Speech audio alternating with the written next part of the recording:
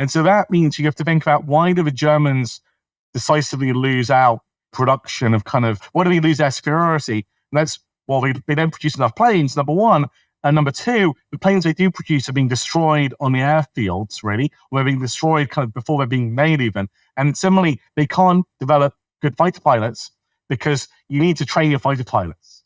Mm-hmm. And so if you're sending guys out into the air and they've never trained before, they've only got a couple of hours training, they'll be shot down by the experienced Allied fighters. So that's kind of a decisive point of change according to this view. Okay. Yeah, and just to read some more from your article to buttress what you just said there. So, a lot of this you're drawing from Phillips, Pace, and O'Brien's book, How the War Was Won. He quotes German Army Chief Alfred Jodl, I don't know if I'm pronouncing that name right, who said after the war, this is the German Army chief, not taking into consideration the Russian Air Force, which is of no great importance, I would say in general that in the end, the winning of the complete air superiority in the whole area of the war has altogether decided the war.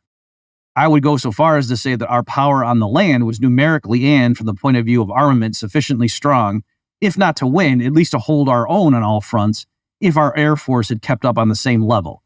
So again, you might argue it's in the interest of the German Army chief to say it wasn't our army that was at fault, it was our Air Force, but still. And then you say that there's three main factors here of what O'Brien splits it up into terms of why the air superiority was so decisive: pre-battle destruction, pre-production destruction, and the control of mobility. So you've talked a bit about the control of mobility, but the pre-battle destruction, you say here, if we accept that what ultimately mattered was the destruction of airplanes, tanks, and artillery, then it doesn't matter where they're destroyed. Indeed, it is typically much cheaper to destroy a plane on the ground than in a dogfight. So it's obvious once you say that, but it's actually pretty profound. Can you maybe just elaborate on that? Yeah, and I think it's a really core idea. It's also very much it fits sort of this economic way of viewing the war, I think. So if you're fighting a German Messerschmitt or a fighter plane in the air, the dogfight, there's a decent chance that you'll be shot down as well, or you'll suffer damage. So if the Americans are taking on every German plane in the air, that's going to lose a lot of planes. And so that's kind of what's going on in the early part of the war. And the German forces, at the beginning of the war, I should say, the Germans and the Japanese have the best trained airmen because they've been fighting for longer, basically. The Allies have had less experience. So it's a very costly way to destroy enemy planes. But if you can destroy them on the ground, it's a huge advantage because they're just like silly ducks. Mm-hmm. And so actually the Germans take out the Russian Air Force in the beginning of Operation Barbarossa in 1941 because they take it out, they kind of launch this surprise attack and they destroy it while it's on the ground. And that the Russians really lose out as a result of not having an Air Force in the opening months of the war.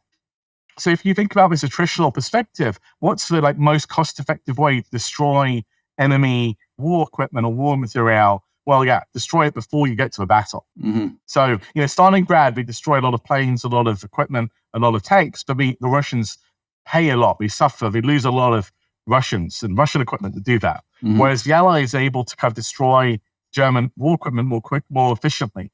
And so this is why, again, I see this is also operationalized for political ends as well. People will always say the Soviet contribution to World War II is the decisive one, or it by far is the biggest. They sometimes really, really lay this on thick because the Russians suffered kind of 25 or 22, depending on who you read, 28 million casualties, right? And so that's the measure of their contributions. They contributed the most. But actually, your measure of your contribution is what you're destroying, in some sense. And so the Americans and the British were more efficient at destroying German equipment, so they lost far fewer casualties. Mm-hmm. So just going along with that, you're saying from 1943 onwards, the Allied bombing campaign began to make its mark on German production numbers. The Regensburg raid, depicted in Masters of the Air, is widely seen as a failure, but O'Brien argues that this assessment should be revised. So now this is a quote from O'Brien. In the end, the 100th suffered more than any other 8th Air Force unit during the Regensburg raid, losing 9 of its 21 B-17s. This was an unsustainable casualty rate. It's one of the reasons that the Anglo-American Strategic Air Offensive in 1943 is almost universally seen as a failure. And yet, for all its heavy losses, this one raid on Regensburg destroyed far more aircraft than the Germans lost during the Battle of Kursk, perhaps more than they lost on the Eastern Front during all of the summer of 43. from the point of view of the ultimate destruction of German power, their strategic air campaign was a necessary failure. And so, of course, if it's necessary, that means it wasn't really a failure. Yeah, I mean, he's saying two things, I think it's very plausible to me. One is that the American loss, like from the American perspective, they can see why they're not even seeing all the damage they're doing. We'll get to that later with the pre-production destruction. So, in the fog of war, the Allies expect almost too much of this specific raid, and so they'd say it wasn't worth the losses. And the losses might be unsustainable in the sense that it was difficult to morale was falling amongst the 8th Air Force in late 1943, because of too many of them, they were seeing their buddies die, basically. And so it was, given the way the Allies set up, that they are more susceptible to I think, popular opinion, and they need to recruit people. And it's possible that they couldn't continue those losses. So let's take that as a given. Nonetheless, they're doing far more damage than they might have realized to the Germany's actual war capabilities. So it was extremely valuable. Yeah, and we're getting here. So what you're talking about, the pre-production destruction. So just, again, reading some quotes here. Destroying German aircraft before they took off was obviously more cost-effective than shooting them down once airborne. In non-operational German aircraft, losses soared in 1943, but the Allied bombing also reduced the amount of resources available for war production.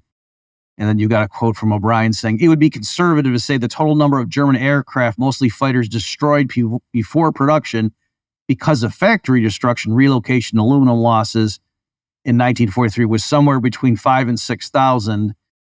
Somebody estimated between July of 43 and December of 44, the German aircraft production was reduced by 18,492 units because of strategic bombing, So again, in terms of the opportunity cost, and again, a very economistic-y way of looking at things, it's always the counterfactual. This is coming up with the argument over minimum wage hike in California. Well, regardless of one's view on that, but I see some defenders just naively looking at, well, no, total restaurant employment went up. And so therefore, and you got to say, okay, but we kind of need to know what would employment have looked like in the absence of this policy change. That's really, the issue. So same thing here. It's not just, did German fighter production go down in absolute terms?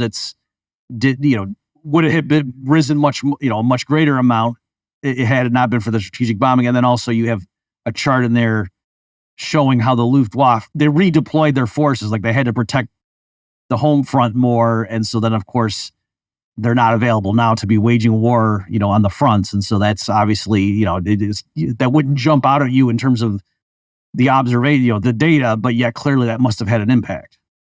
Yeah. So, I think it's kind of why, this is a cool topic, I think, for economists, because Felix O'Brien, I think, kind of the economic historian, more of a military guy, but he clearly has this kind of economic framework, and it's quite like Bastiat, the seen and the unseen, right? So there's the scene, which is important, but there's all this stuff going on, which is unseen, which we should also really think about to appreciate. And so the pre-production destruction is all the losses, which are all the aircraft which are not being produced because of the factories you're destroying, because of the aluminium loss, or the disruption to the road network, which means you can't move parts around. So that's, all these additional costs. So I think the minimum wage analogy is kind of interesting one, a useful one, because I think to go back to what I was saying earlier, I think the strategic planners of the Allied side, they kind of think the economy is like a machine. A lot of people who are not good economists, they often think the economy is like an engine. It's a car, basically. So you take out one part and it'll collapse. It's an engine which is run by the government, run by economic planners. But actually, the more, I guess you could call it hierarchian, but more free market perspective is to say it's a complex organism. It's a complex phenomenon. So that's why you can substitute things, and why one thing, you can't just knock out one thing, you can knock out the car engine and it will break it. But that's it. Even though it's a complex organism, if you do enough bad stuff to it, you're going to be slowing it down. You're going to be causing it to be less efficient. You're going to be causing it to misallocate resources. And so the cumulative effect of all these bombing raids is actually compounds. It really impacts the ability of the German war economy to kind of produce functional war machines by the end of the war.